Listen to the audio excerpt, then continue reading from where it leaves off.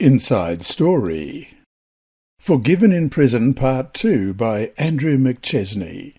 The next Sabbath, inmate Matthias greeted Dante, a 36-year-old theology student from Sagunto Adventist College, with a flurry of happy conversation at the prison in Spain.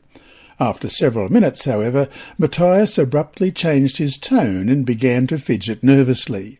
He spoke about his childhood and adult life. He described years-long struggle over sinful desires. "I don't feel like I've done anything wrong," he said. "When I leave prison, I'll repeat what I did." He stared at Dante, waiting to see his reaction. Dante understood that he was being tested. Matthias wanted to see whether he would reflect a condemning or a loving God.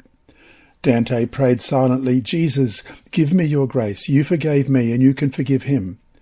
Matthias, seeing that his visitor sat calmly, spoke again. "What would you do to me if you caught me?" he asked. Dante, still praying, answered slowly, "If God can give me grace and salvation, he can give you grace and salvation too." Shock twisted Matthias's face. "Aren't you going to condemn me?" he asked.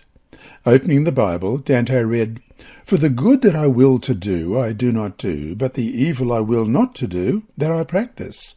Now if I do what I will not to do, it is no longer I who do it, but sin that dwells in me." Romans 7:19 and 20.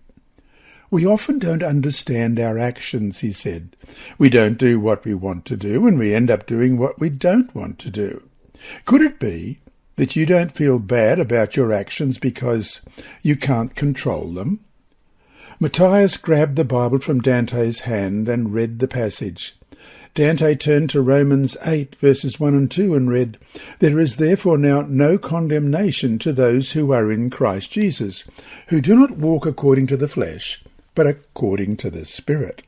For the law of the Spirit of life in Christ Jesus has made me free from the law of sin and death." "God hasn't condemned you," Dante said. "He wants to help you, and he loves you all the time. You can live differently. You just have to let the Spirit of God dwell in you. He wants to help you just like he helped me." Deep sorrow filled Matthias's face. The scorn and contempt were gone. Dante understood that, for the first time, Matthias was experiencing a deep sense of guilt. Everything changed from that day. Matthias stopped mocking God and the Bible. "From that moment I started to study the Bible with him," Dante said in an interview. From that moment, he wanted to change his life. He no longer wanted to continue in his old ways, but to be on God's side. Matthias, not his real name, is among more than a dozen prisoners receiving Bible studies every Sabbath afternoon from Dante and 9 other students from Sagunto Adventist College.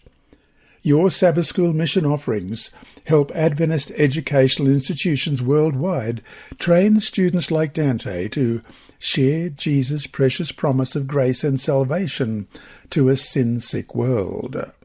"If God can change my heart, God can change anybody's heart," Dante said.